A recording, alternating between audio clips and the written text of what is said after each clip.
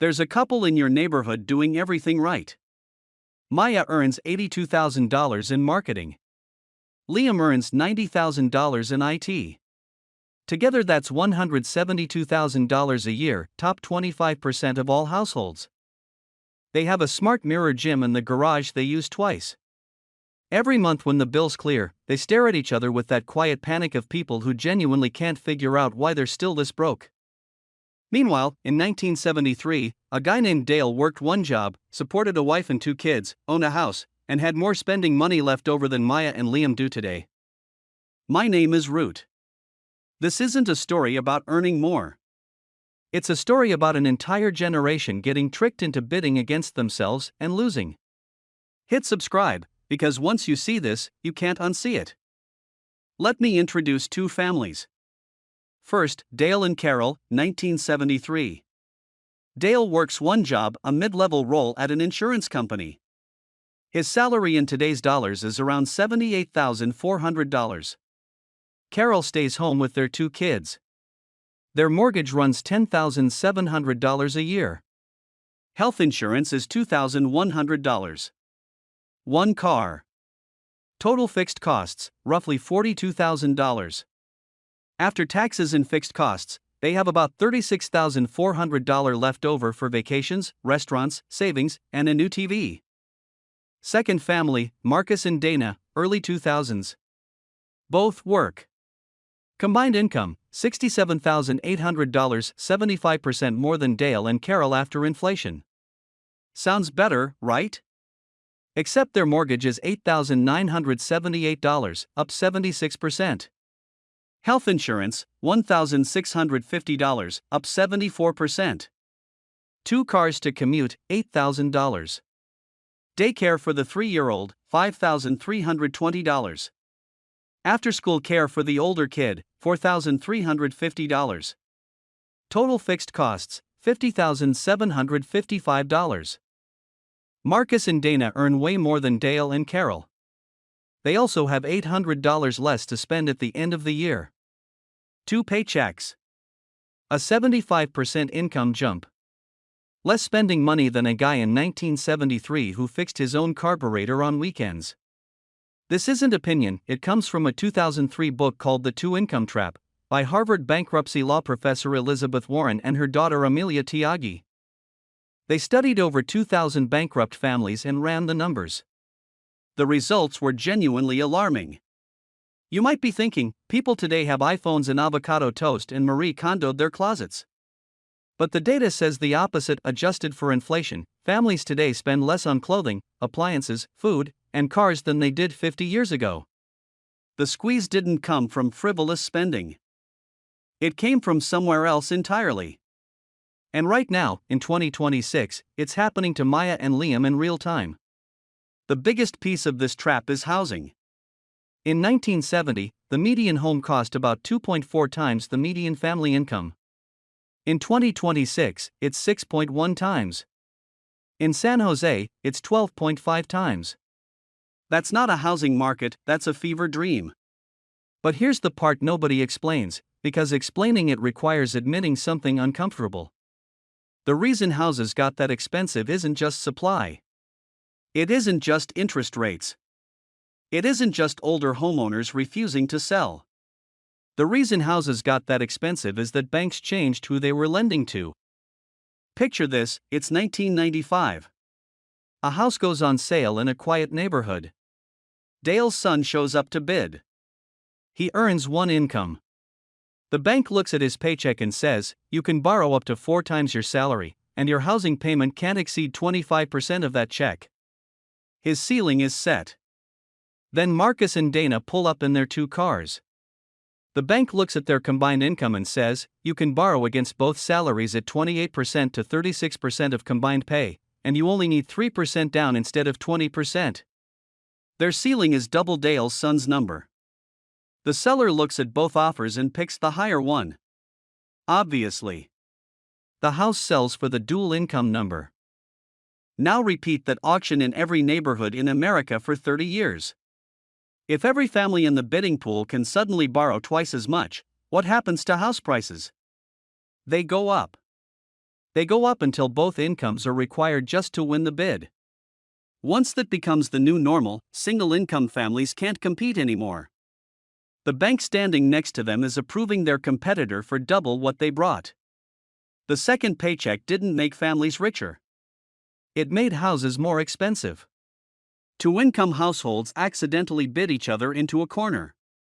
That's not a market, that's an arms race in mortgage paper. And both sides lost. And right now in 2026, that's the exact corner Maya and Liam are sitting in. Housing is just one piece. Let's talk about why families chose those expensive houses in the first place, because this is honestly the most depressing chapter of the whole story. Picture two houses, same square footage, same year built, same number of bedrooms. One is in a top-rated school district. The other is in an average one. Identical homes, different price tags. How different? According to a Brookings Institution study of the 100 largest U.S. metros, homes near high-scoring schools cost on average $25,000 more than homes near low-scoring ones. Realtor.com puts the school district premium at 49% above the national median.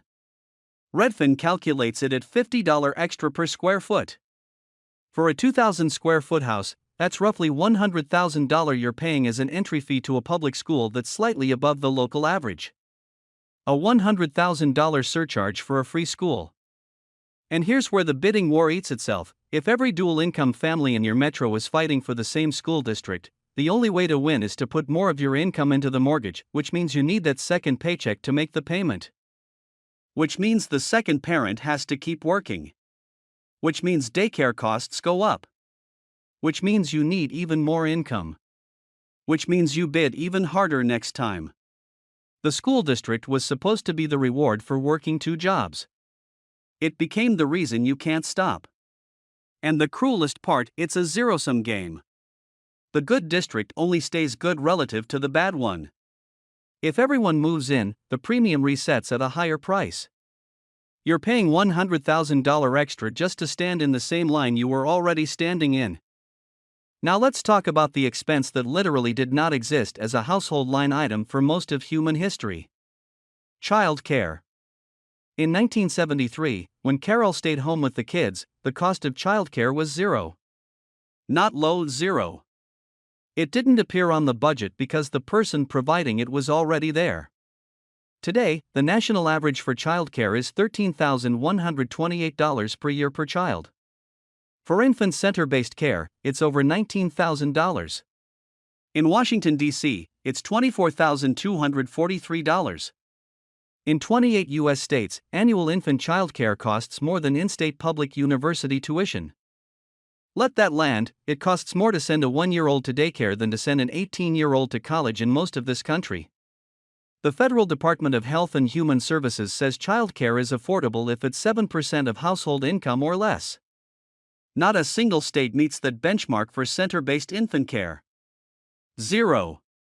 And here's the math nobody tells you about, and it will genuinely ruin your day. When the second parent goes back to work, their entire paycheck gets stacked on top of the first for tax purposes. That $50,000 second income isn't being taxed at the low brackets the first $50,000 enjoys, it's being taxed at the top of the pile. Sometimes 30%, 35%, even 40% effective when you add federal, state, and payroll taxes. And it can push the family out of credits and subsidies that single-income households at the same gross income would still qualify for. The child care credit phases down. The earned income credit disappears. ACA subsidies can vanish. You can earn more on paper and take home less in cash. So when the second parent goes back to work to bring home that second paycheck, the first thing they do is hand a huge chunk to daycare, then hand another huge chunk to the IRS. If they have 2 kids under 5, they might be paying $26,000 to $40,000 a year in child care alone just to be allowed to work. That's before taxes. Before the second car. Before the work wardrobe, the dry cleaning, the takeout dinners because nobody had time to cook. And here's the trap inside the trap. You can't quit, because if you quit your job, you can't afford the mortgage you signed when you had 2 incomes. So you keep working to pay for the childcare that exists because you keep working. A perfect financial Mobius strip. Now let's talk about what families lost in this trade, because this is the part of the two-income trap that gets almost no attention. In 1970, a typical middle-class family had something that doesn't show up on any economic spreadsheet: a non-working adult in the prime of their working life, sitting at home. We usually call this person a stay-at-home mom. But financially speaking, that's not what she was. She was an unemployment insurance policy with zero premiums, infinite paid time off, and a support line that always picked up. If dad got laid off, mom could go get a job. If dad got sick, mom could pick up part-time work. If interest rates spiked or the car broke down or the roof leaked, mom was the variable that could change. The family had a backup engine. Today, when both parents work full-time, that backup engine is already running. There is no well, the other one can step in, the other one is already in. Both incomes are committed to fixed costs. There's no reserve. If Dale gets laid off in 1973, the family takes a hit and adapts. If Liam gets laid off in 2026, the mortgage doesn't get paid because it was sized for two incomes. Think about that. Maya and Liam have twice the chances of someone losing a job, getting sick, or hitting a crisis, because there are two of them in the workforce, not one. And when that crisis comes, they have less ability to absorb it than Dale did 50 years ago. Twice the risk, zero backup. In 2019, economists Jonathan Fisher and Nathaniel Johnson published a working paper with the U.S. Census Bureau. They linked actual bankruptcy court records to census data and ran the regression. Their conclusion: two-earner married couples are about 10% more likely to file for bankruptcy 3 to 5 years later than otherwise similar single-income households. Same income. Same education. Same demographics. But the dual-earner couples had spent both paychecks on housing, so when a shock hit, they had nowhere to go. The single-income family of 1970 had margin. The dual-income family of 2026 has none. That's not a personal finance failure. That's the trap snapping shut. It's the 28th of the month. Liam is at the kitchen table looking at his bank account. Mortgage cleared, $3,600. Daycare, $2,600. 2 car payments, $1,450. Groceries, $1,200. Insurance, $950. Gas, internet, the kids' activities, the dentist. He scrolls. $43 left in checking. Payday is Friday. When your gross income is $172,000, your brain thinks you're rich. Your tax return says you're rich. Your LinkedIn says you're rich. The bank that approved your $550,000 mortgage definitely said you were rich. But the bank account on the 28th says something different. You are far from alone. According to the Bank of America Institute, 24% of U.S. households are living paycheck to paycheck. Among lower-income households, it's 29%. These are not people who failed at money. These are people who got priced in. You're not the problem. The math is the problem. You're earning at six-figure levels and spending at six-figure levels, and the spending isn't even really your choice. It's the bid you have to make just to participate. Housing, health care, child care, education. The 4 things you literally cannot opt out of as a middle-class family with kids.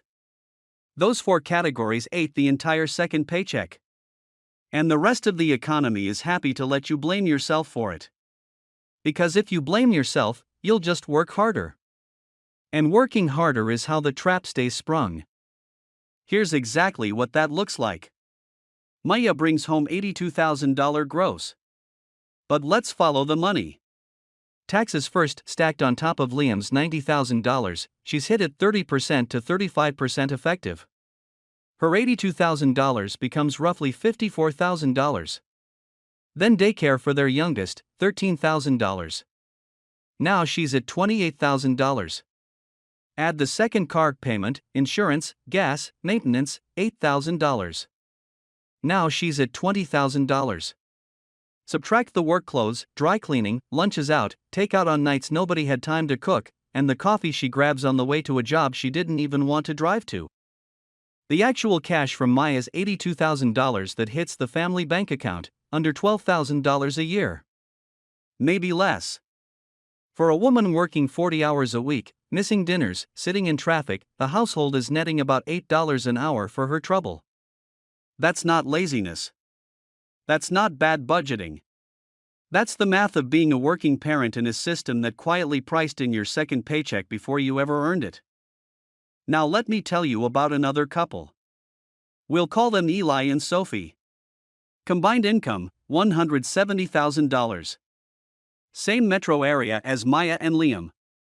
Same career trajectories. Same number of kids. But 10 years ago, when Eli and Sophie were house hunting, they looked at what the bank was willing to approve: $650,000, $700,000, and said no. They bought a $380,000 house in a neighborhood with a good but not elite school district. Their friends thought they were crazy. Their in-laws kept asking when they were going to buy something nicer. Their mortgage takes 22% of just Eli's income. So every month, Sophie's entire paycheck, minus a small lifestyle buffer, goes straight into index funds. After 10 years, they have just over $550,000 invested. Their house is paid down to under $240,000. And here's the part you really need to hear. Last year, Sophie quit a job that was destroying her, took 6 months off, then started consulting from home at half the income. They didn't lose the house. They didn't go into debt. They didn't even have to debate it hard, because they built their fixed costs around one income. This is the move: build your entire financial life as if you only had one income. Not quit your job. Not send anyone home. Just structure your fixed costs, the mortgage, the car payments, the insurance, the daycare, to fit comfortably inside one paycheck. Ideally, the larger one. The second paycheck becomes your wealth engine. The benchmark, if you want a hard number: total monthly housing costs no more than 28% of one income. Not combined income, one income. Total debt service no more than 36% of one income. If you can't make the math work on one income, the house is too expensive for your actual risk profile. It doesn't matter what the bank approved you for. The bank is not the one who will be filing bankruptcy paperwork 3 years from now. I know this sounds brutal. I know it means living in a smaller house in a less prestigious zip code than your salary technically qualifies you for. I know your in-laws will have opinions. But Eli and Sophie have something Maya and Liam don't, something nobody at the office ever talks about. They have a choice. Here's the cleanest way to think about all of this. The two-income trap isn't really about income. It's about flexibility. A 1970s single-income family had less money but more margin. Less stuff but more reserves. A smaller house, but the option to keep it if dad lost his job. That margin, that reserve, that option, that is what wealth actually is. Not the salary. Not the square footage. The ability to absorb a shock without losing everything. Two incomes were supposed to give you double the security. Instead, they gave you double the expectations, double the fixed costs, and zero backup plan. You didn't get rich. You got conscripted. Go back to Maya and Liam for a second. Top 25% of households. 2 careers. 2 cars. A smart mirror gym. And a bank account that hits $43 on the 28th of every month. They look rich on every form they fill out. And inside their own home on a quiet Tuesday night, they don't feel rich at all, because they aren't. They're conscripted soldiers in a bidding war they never agreed to fight. The way out is not earning more. They already earn $172,000 and they're still drowning. The way out is refusing to let the bid set the size of their life. Living as if they have one paycheck. Investing the other. Building the margin back the slow, unsexy way, the exact way the bidding war is designed to make them too tired to attempt. Will it feel like sacrifice? Yes. They'll watch other dual-income families move into bigger houses while they stay in theirs. They'll keep driving the 2018. They'll feel like they're falling behind in a race they never agreed to enter. But 5 years from now, when the layoffs hit, when the medical bill arrives, When one of them wants to start a business or take care of a parent or just leave a job that's destroying them, they'll have options. The other families won't. That is the actual definition of being middle class. Not the income bracket, the optionality. So tonight, before you go to sleep, ask yourself one question: if one of these two paychecks disappeared tomorrow, what would actually happen? Would you adapt, or would the trap snap shut? Because the answer to that question is the only one that matters. If this was the financial reframe nobody else gave you, do me a favor and let the next person find it too. Subscribe, and I'll see you in the next one.